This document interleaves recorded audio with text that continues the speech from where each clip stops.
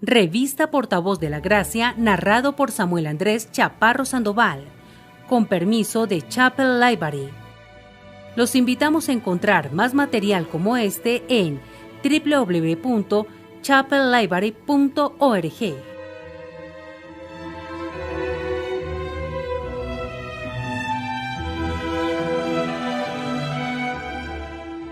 Portavoz de la Gracia número 1. Formación bíblica de los hijos en el hogar. Criadlos en disciplina y amonestación del Señor.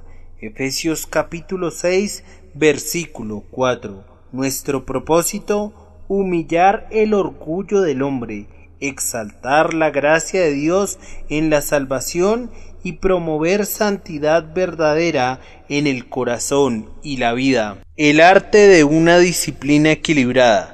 David Martin Lloyd Jones, 1899-1981. Y vosotros, padres, no provoquéis a ira a vuestros hijos, sino criadlos en disciplina y amonestación del Señor. Efesios capítulo 6, versículo 4.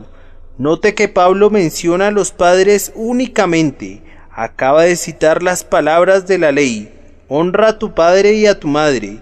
Pero ahora señala en particular a los papás porque su enseñanza ha sido, como hemos visto, que el padre es el que tiene la posición de autoridad. Eso es lo que encontramos siempre en el Antiguo Testamento.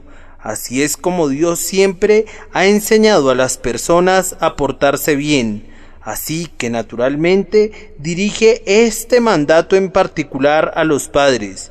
Pero el mandato no se limita a los padres, incluye también a las madres, y en una época como la actual, hemos llegado a un estado en el que el orden es a la inversa.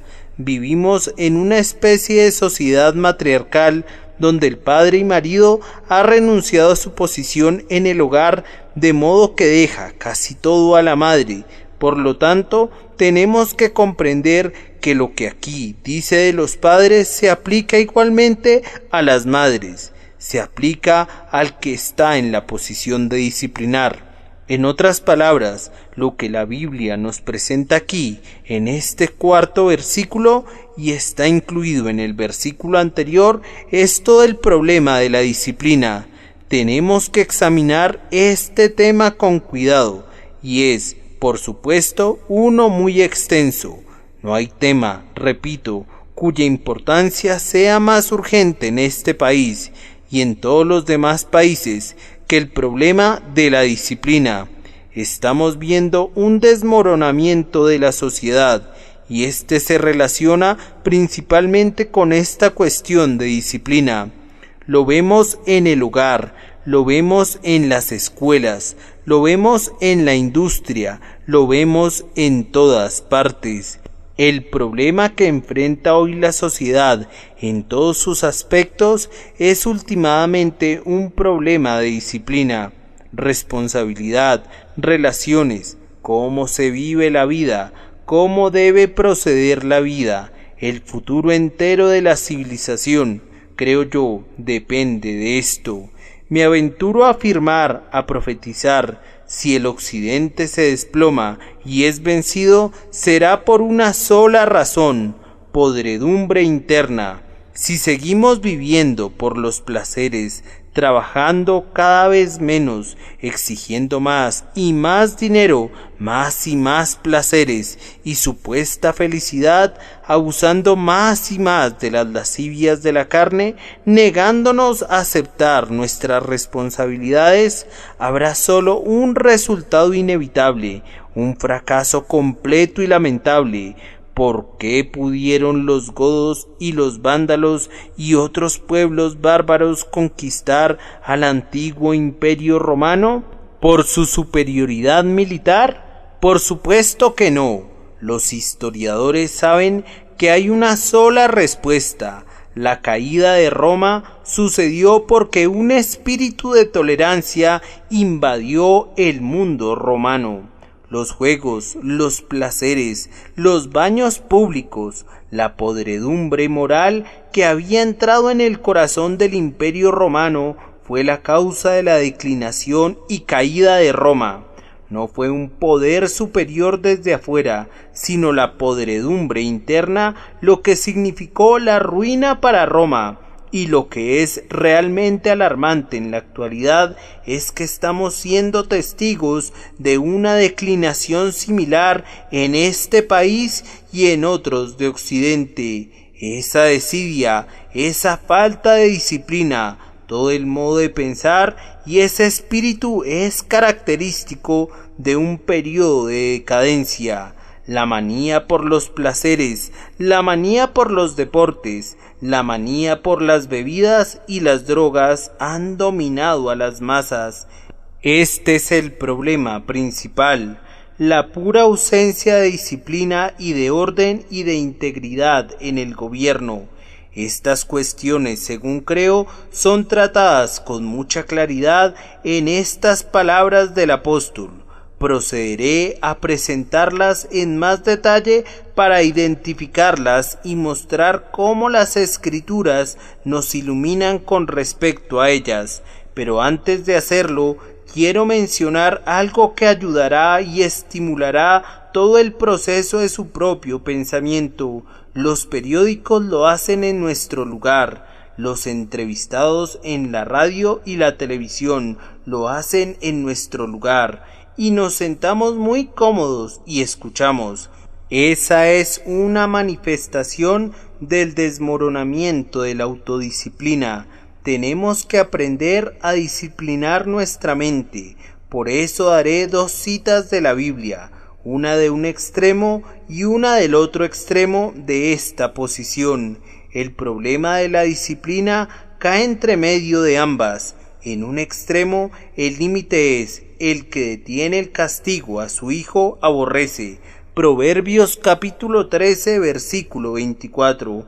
El otro extremo es: padres, no provoquéis a ira a vuestros hijos. Todo el problema de la disciplina se encuentra entre estos 2 extremos, y ambos se encuentran en las Escrituras. Resuelva el problema basándose en las Escrituras. Trate de saber los principios que gobiernan esta cuestión vital y urgente, que es en este momento el peor problema que enfrentan todas las naciones de Occidente y probablemente otras. Todos nuestros problemas son el resultado de que practicamos un extremo o el otro. La Biblia nunca recomienda ninguno de los 2 extremos. Lo que caracteriza las enseñanzas de la Biblia siempre y en todas partes es su equilibrio perfecto, una postura justa que nunca falla, el modo extraordinario en que la gracia y la ley armonizan divinamente. Llegamos ahora a la cuestión de la administración de la disciplina. La disciplina es esencial y tenemos que llevarla a cabo, pero el apóstol nos exhorta a ser muy cuidadosos en cómo la llevamos a la práctica, porque podemos hacer más daño que bien si no la dispensamos de la manera correcta. El apóstol divide sus enseñanzas en 2 secciones, la negativa y la positiva. Dice que este problema no se limita a los hijos. Los padres de familia también deben tener cuidado. Negativamente les dice: no provoquéis a ira a vuestros hijos. Positivamente dice: criadlos en disciplina y amonestación del Señor. Mientras recordemos ambos aspectos, todo andará bien. Comencemos con lo negativo. No provoquéis a ira a vuestros hijos.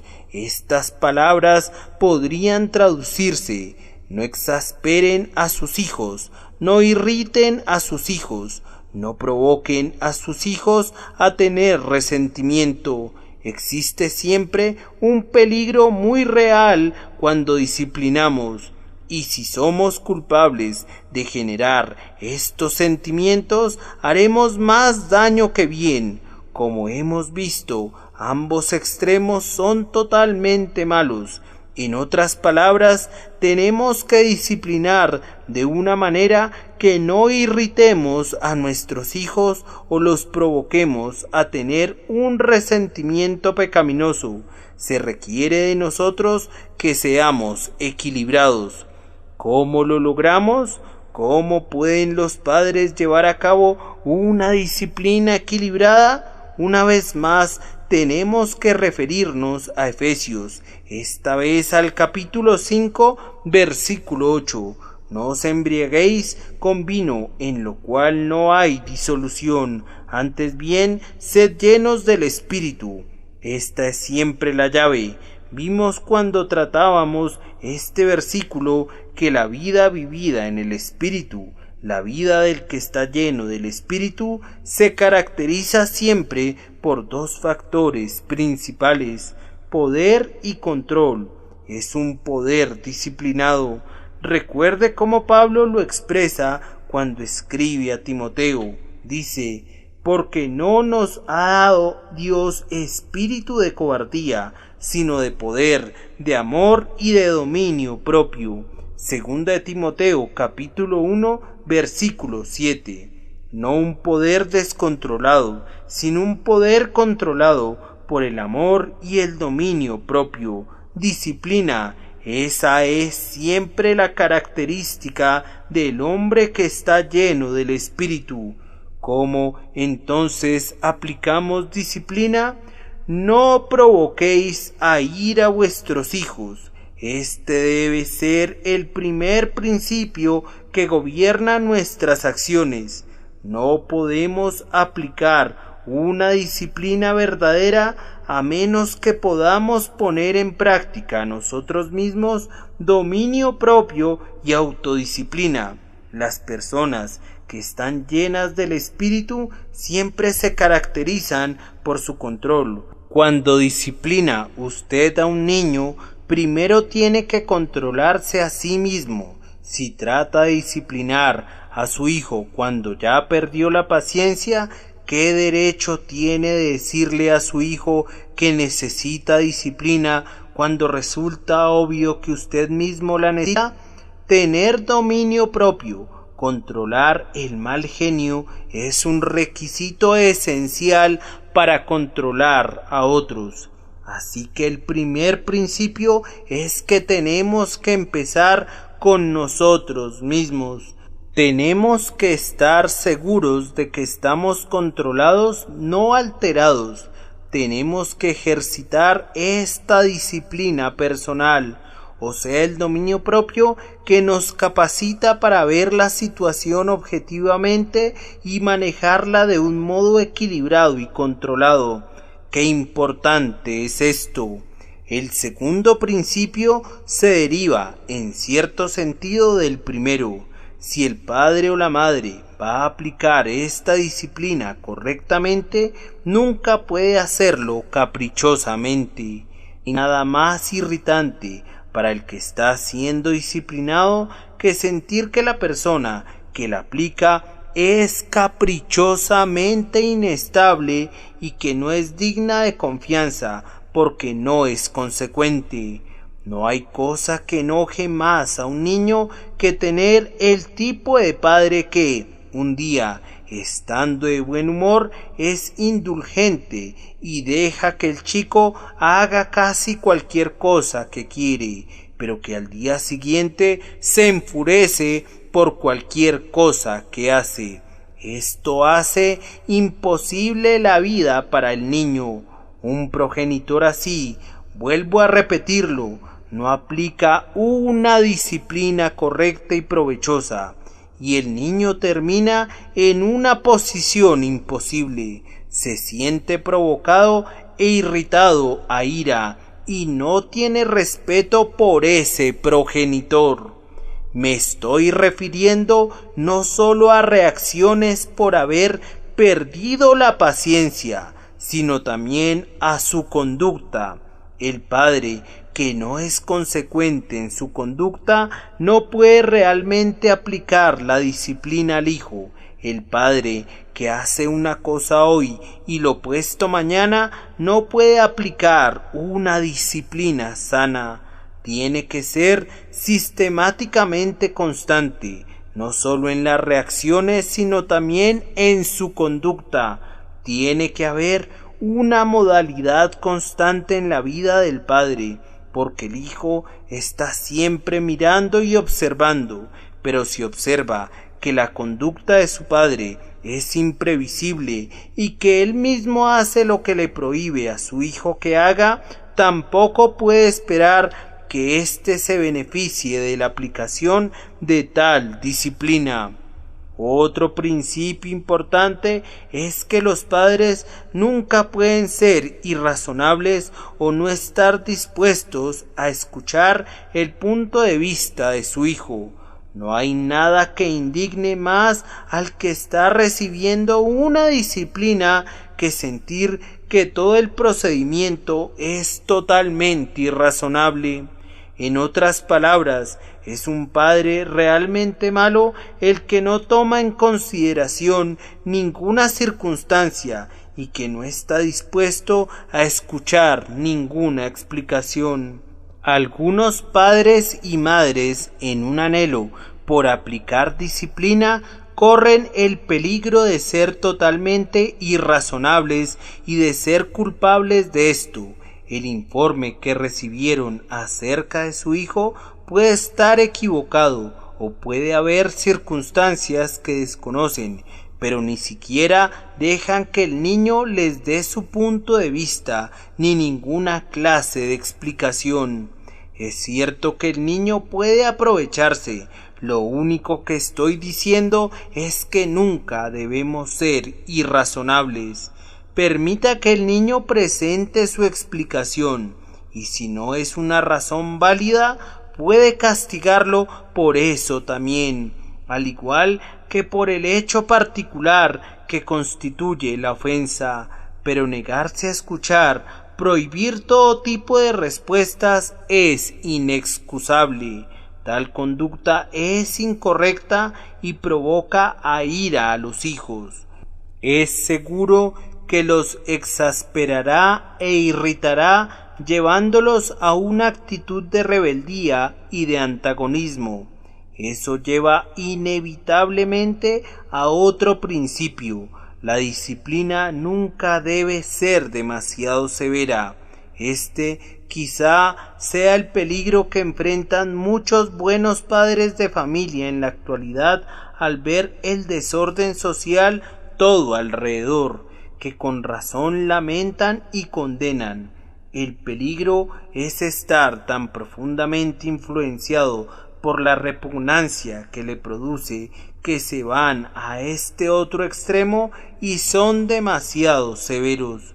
Lo contrario a no disciplinar para nada no es la crueldad, sino que es una disciplina equilibrada, es una disciplina controlada. Permítame resumir mi argumento. La disciplina debe ser aplicada siempre con amor, y si no puede usted aplicarla con amor, no lo intente. En ese caso, necesita mirarse usted mismo primero. El apóstol ya nos ha dicho que digamos la verdad con amor en un sentido más general, pero lo mismo se aplica aquí. Hable la verdad, pero con amor. Sucede precisamente lo mismo con la disciplina. Tiene que ser gobernada y controlada por el amor. No os embriaguéis con vino, en lo cual hay disolución, antes bien sed llenos del Espíritu. ¿Qué es el fruto del Espíritu? Amor, gozo, paz, paciencia, benignidad, templanza. Gálatas capítulo 5, versículo 22. Si, como padres de familia, estamos llenos del Espíritu y producimos esos frutos, en lo que a nosotros concierne, la disciplina será un problema muy pequeño. Debe usted tener un concepto correcto de lo que significa la formación de sus hijos en el hogar y considerar al niño como una vida que Dios le ha dado. ¿Para qué? para guardárselo y para moldearlo conforme a como usted es, para imponerle la personalidad de usted, de ninguna manera. Dios lo puso a su cuidado y se lo ha encargado para que su alma pueda llegar a conocerle y a conocer al Señor Jesucristo. David Martin Lloyd Jones, 1899-1981, posiblemente el mejor predicador expositivo del siglo XX. Westminster Chapel, Londres, 1938 al 68. Nacido en Gales. Revista Portavoz de la Gracia, narrado por Samuel Andrés Chaparro Sandoval, con permiso de Chapel Library. Los invitamos a encontrar más material como este en www.chapellibrary.org.